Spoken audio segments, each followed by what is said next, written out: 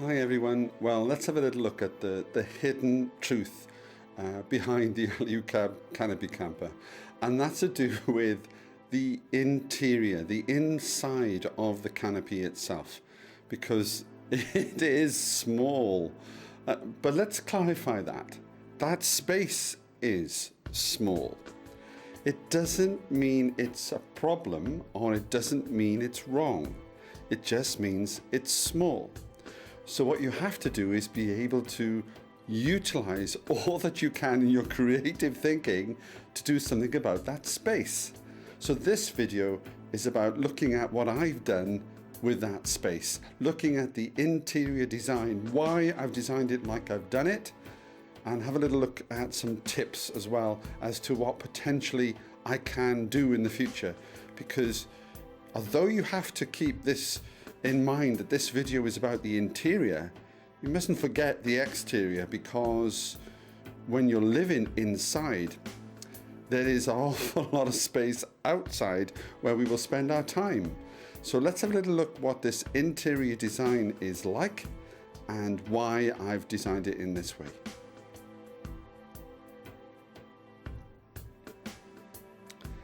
So the first thing is, what did I really want to be able to create that? Well, Julian and I, obviously we are going to live in this.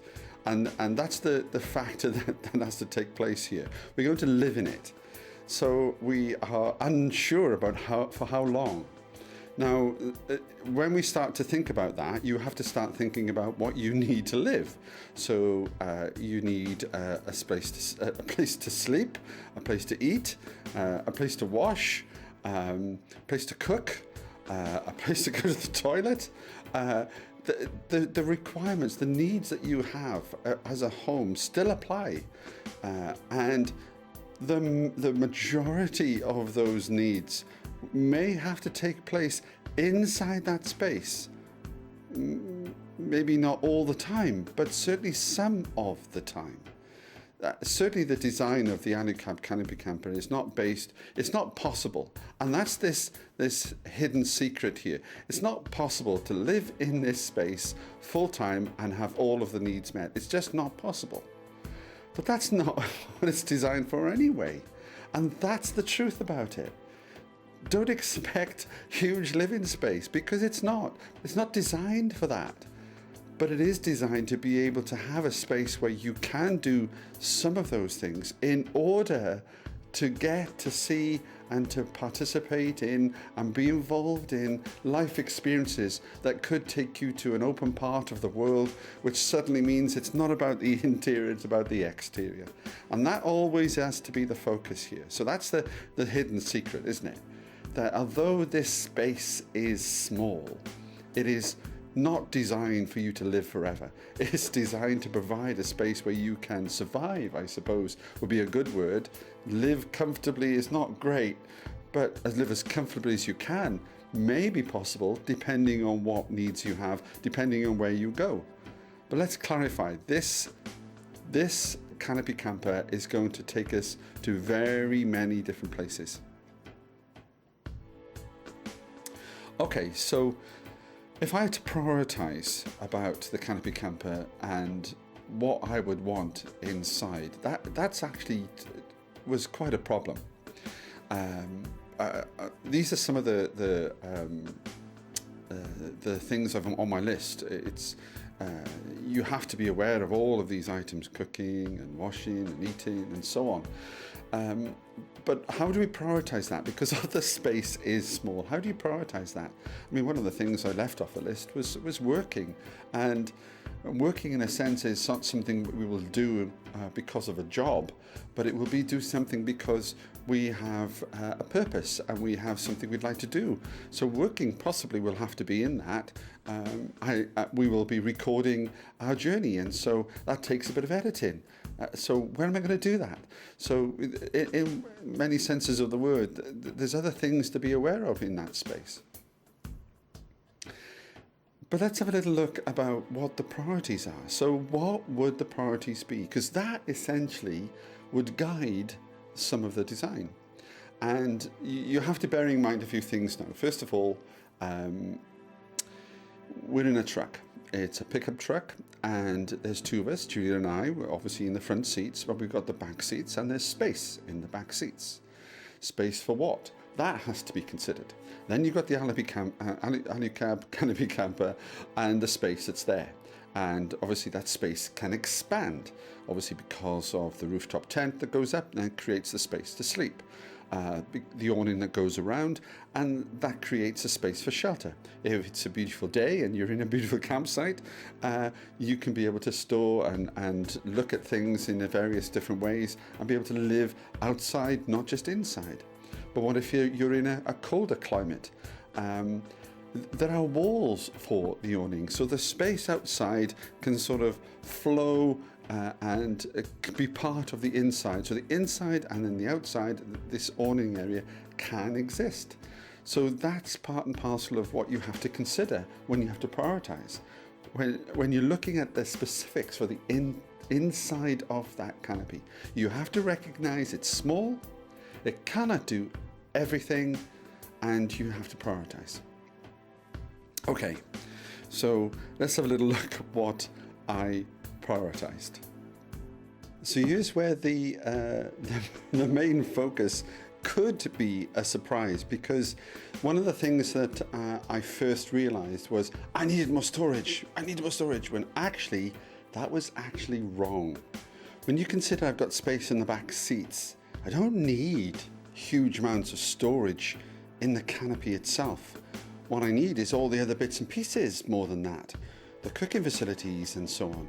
So I actually then flipped the priorities completely. So what I did was I sort of took my concept of understanding what storage was and put it to one side. So the things in the canopy became prioritized for living. So when you start to think of the living elements, the cooking and the eating, you need to have the facilities to be able to cook. You need to have perhaps a fridge to keep certain food elements cold and chilled, or even frozen if, for that matter. You need to be able to make sure you have water. So I need to have a fridge, I need to have source of water. Now, what worried me a little bit is, do I just have bottled water? Is that possible? And it occurred to me that could be a possibility, but can I do anything more long term? And of course, the canopy has this water tank built in, so that's great. But when we're actually filling it up with water, where that source of water comes from, is it water I could drink? So I thought about filtering the water. So when you consider all of those aspects of living, there's a lot that encompassed it that basically was part and parcel of the same thing. The agenda was the same. I needed a good capacity battery. I needed to power the fridge. I needed to power some cooking. I needed to power some pumps. I needed to make sure there was enough power for the lights. There is a lot of issues and needs regarding power. So power became a priority, but only on balance with everything else. You know, keeping food cool and chilled can take up space. And what would it be if we just had a small freezer or small fridge? My guess is we wouldn't have liked it. We would have required more space. So it was important that we had a decent sized fridge, and with the potential for freezing food. Doesn't mean we would, but the potential. So a dual zone fridge became the focus, and that takes up space. And then when you look at the water and the needed filtering, so I looked for a filtering system that takes up space. And then when you look at, if you're filtering the water and you need to have a point where you can access the water, a tap, well, where am I going to put that? That takes up space. So all of that, all these elements basically needed to be planned very carefully out when you consider we want to live there, possibly work a little there. It's quite challenging because you will need some storage. You'll need storage, but if you're going to cook there, if you're going to eat there, you don't want to keep going back in and out of the car to be able to get some saucepans or to get some plates and cutlery. You want to have access to all of that in the canopy. So some storage needs to be there. And what about if you're actually in cold climates, and how warm will that be? Can we create an area where we could actually heat the area up? All of that became an important element, not storage. Storage for clothes became a minority. Even other items, like I was looking at space for storage on the top of the car, space for storage in the back seats. Storage for the canopy became the storage for living. That's the way I prioritize. So all the other bits and pieces were if I've got space. So the storage for living became that possibility. So that's why you'll see the shelves with the drawers, and you'll see the fridge there on top of the shelf with the two drawers underneath. So storage there for crockery and cutlery and so on. We've got the pockets for storage for items that we would need.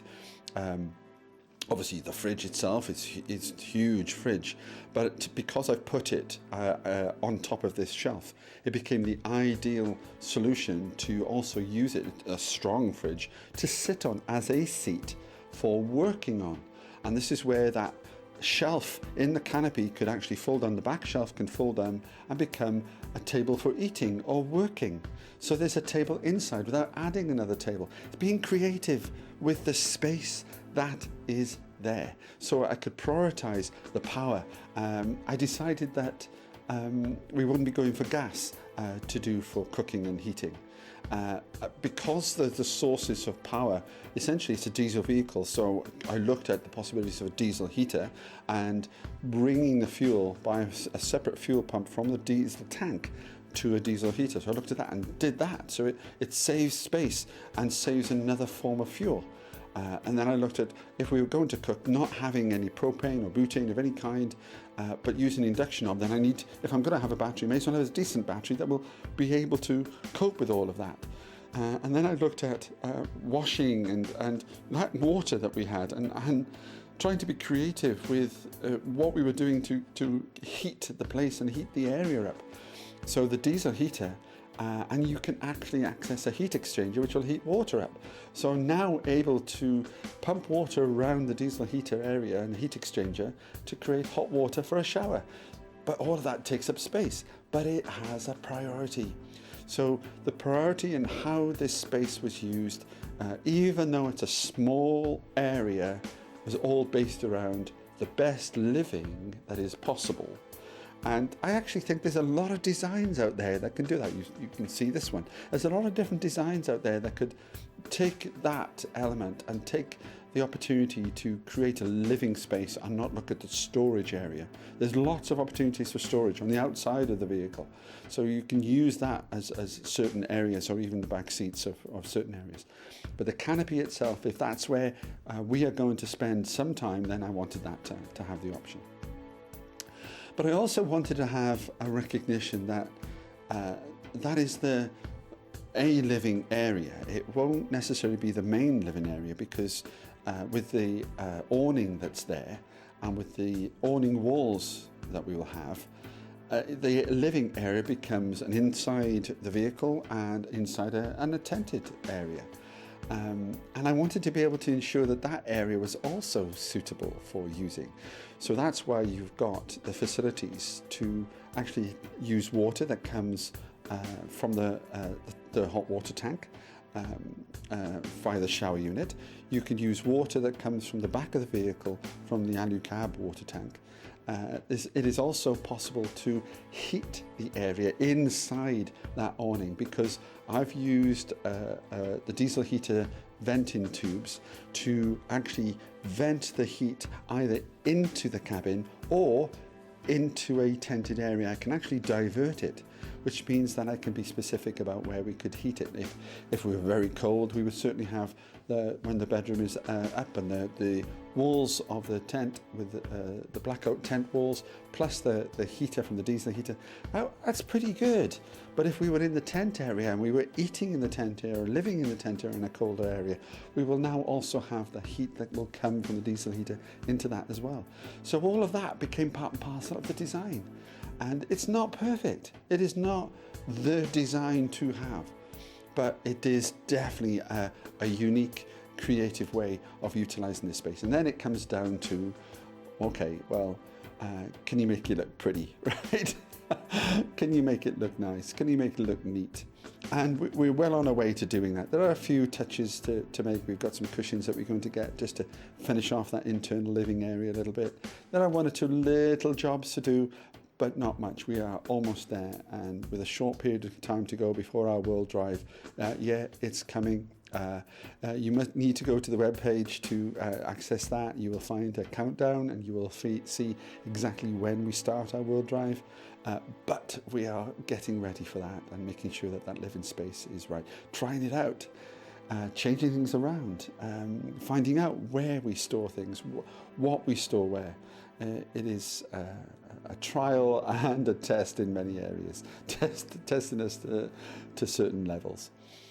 Okay, well, there's a look at the interior design for this, and there's that hidden sort of agenda, if you like, this hidden truth that it's a small space, but it's only small if you recognize the internal area as just the only space that you have, when really what we are looking for is adventure. And that's not just inside, is it?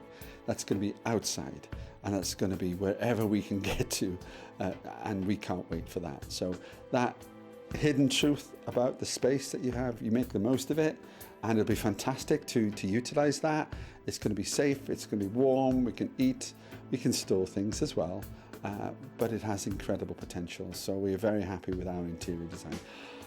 I would really love you to share your interior design ideas. Tell me what you think of this one, comment down below, and appreciate a like and subscribe as well.